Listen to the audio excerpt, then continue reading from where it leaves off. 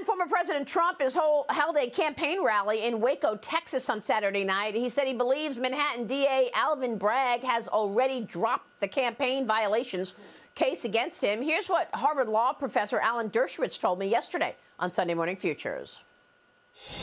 I go through each of the 4 cases against Donald Trump, and I prove by precedent and evidence that none of the 4 cases has any basis in law. All 4 of them are politically motivated. And I think the worst and the weakest case is the one in New York, which is based on a sworn, admitted perjurer who lied to his own lawyers. I would hope that maybe grand jurors finally would wake up and say, look, we're not ham sandwiches here.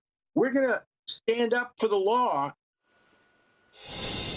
Meanwhile, House Oversight Committee Chairman James Comer and House Judiciary Committee Chairman Jim Jordan sent another letter on Saturday to Alvin Bragg, reinforcing their March 31st deadline for all information, documents, testimony related to this investigation. They want to know what is behind this unprecedented move to potentially arrest a former president. Joining me right now is Florida Congressman Greg Steube. He's a member of the House Ways and Means Committee and the Select Subcommittee on the Weaponization of the federal government.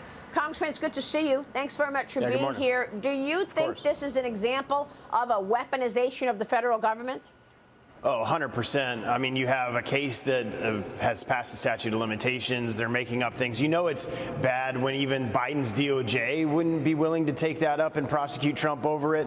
So they send it to New York, and Alvin Bragg's trying to concoct a crime that they can come up with where it doesn't, the facts don't lead up to anything that has been violation of a crime. And they're using federal resources to do it. So Congress absolutely has the right to ask questions, to find out exactly what they're doing, because they are politicizing the ability in the Justice Department in New York, and they're doing the same thing right here in the federal government. And that's why we created this subcommittee this year and look to do that in the next couple of years while the Republicans have the majority. So, in other words, rather than identifying a crime and finding the perpetrator, they have their guy and they're going to find a crime. Yeah, and they've been attempting to do that for years, and this is the one thing that they think they possibly could bring a charge against him. And it sounds like even a grand jury is being very suspect on the facts and evidence, because there's really not a crime that was committed. They're trying to create a crime, and then they're trying to use federal law and say it's a campaign violation when it wasn't campaign funds that were used. And there's non-disclosure agreements that are entered into every single day all across this country. There's nothing illegal about entering into those. It has nothing to do with the campaign. And Cohen's lawyer even testified that Cohen told the lawyer that that was the case.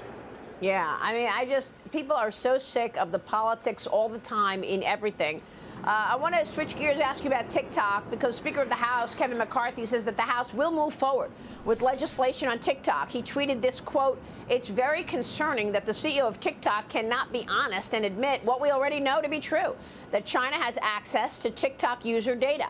However, New York Congresswoman Alexandria Ocasio-Cortez actually, in the middle of all of this, did a TikTok video. She says this is her first TikTok, and she's defending the app. Watch this. Hey, everyone. This is Rep. AOC, Alexandria Ocasio-Cortez, and this is my first TikTok. Do I believe TikTok should be banned? No. Why should TikTok not be banned? The United States has never before banned a social media company from existence, from operating in our borders. And this is an app that has over 150 million Americans on it. Congressman, your thoughts. Why is AOC doing a TikTok video as so many governors are banning TikTok? She's like sticking it in your eye. Yeah, well, now all of her information that's on her phone is in the hands of the Chinese Communist Party. So I guess she felt okay with that. Look, the Chinese Communist Party is the #1 national security threat to the United States. And we got through that testimony, what bit of it was accurate, we got through that testimony that the Chinese Communist Party can request and get access to the data from TikTok because they're the parent company. So why would we want all of the information and all of the data of the American people being held by the Chinese Communist Party? I 100% support a ban on it. We've been doing bans, government bans. The state has been banning it on federal or on state devices. Those are the type of actions that we absolutely can take and we should take, and AOC is just looking for another opportunity to get publicity. So we just heard all about the Twitter files.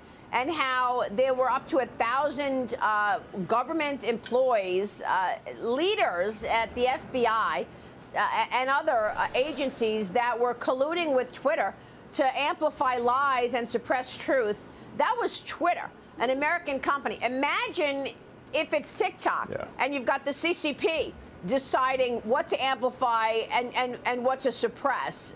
Does that give you even more pause, knowing what we just saw in the Twitter files?